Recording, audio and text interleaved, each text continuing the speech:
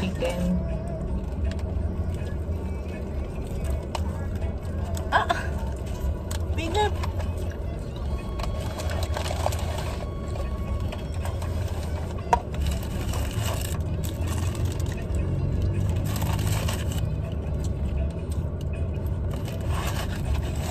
Ganun lang, hindi nakain sa biyahe.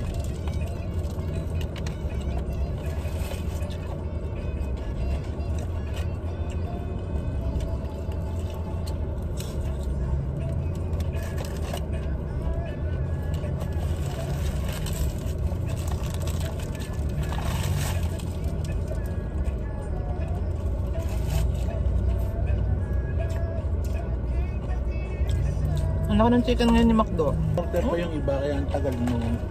Wala! Pwede ba yung makakahiwala yung order niya ng chicken? Ano, kaya ba ng luto? Baka last piece na. Parang kahapon yung order namin wala. Ayun sa kabila, ayaw mo sila sa pares. Alaki yata inyo eh.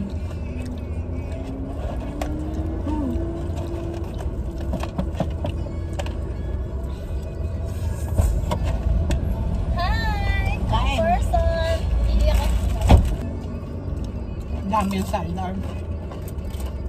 Yan sasabi niya eh. Kaya nga, akin mo dami na din.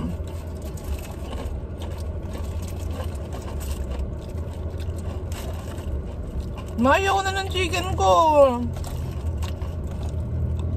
Yung palibot, ang dali. May dugo. Nagmamadali. Balik mo doon. Nagmamadali kasi sila sa pagluluto. Diri. Pwede ibalik doon. Huwag mo nang kainin lahat. Pipila ka pa doon. Kainis. Nagkakagulo na nga. Bawa ka mga chicken, nihilahin ko lang itong gilid. Hila, tigasan mo! Init, init!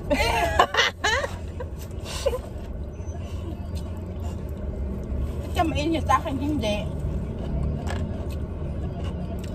Hindi tayo kita ni Ate Gon? Hindi lang talaga tayo binate. Ba't saan nagpunta? Dinaanan lang tayo. Pumasok sa McDo? Umihi siguro yan. Parehas mo yung parang matanda.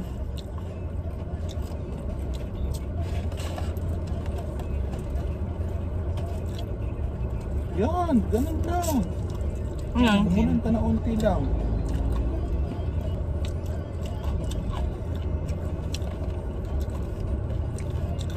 Hindi mo pa rin nakataba. Tabi natin, ma. Prituhin natin dun mamaya. No? Ayoko na. Ayoko them? Sige, pwede naman ako umalis na pag lumimili eh. Oo, na-under kayo, nakain ako. Eh? Ako naman driver eh. Kaya nyo ba yun? Eh pa nga, binili nga naman, hindi naman chicken eh, yung mangang yun eh. Sabi 1 piece chicken ka ah. Kaya kung wala na. Wala, nagkakagulo nga doon. Ay, lagay mo dyan, balik mo. Kahit na kutsara na lang eh, meron naman akong binakat yan eh. Ikaw, ang minsan, igagalang din ng asawa mo. Hindi yung nakatanggal doon doon. Tsaka kung gusto, hindi na yung basta gusto niya, bigay nyo na agad sa akin. Hindi eh. Nagbablog kaya ako. Hindi tanggalin mo yun sa baw. Yung ano. Tapos dito kayo nagsasarmon ng dalawa.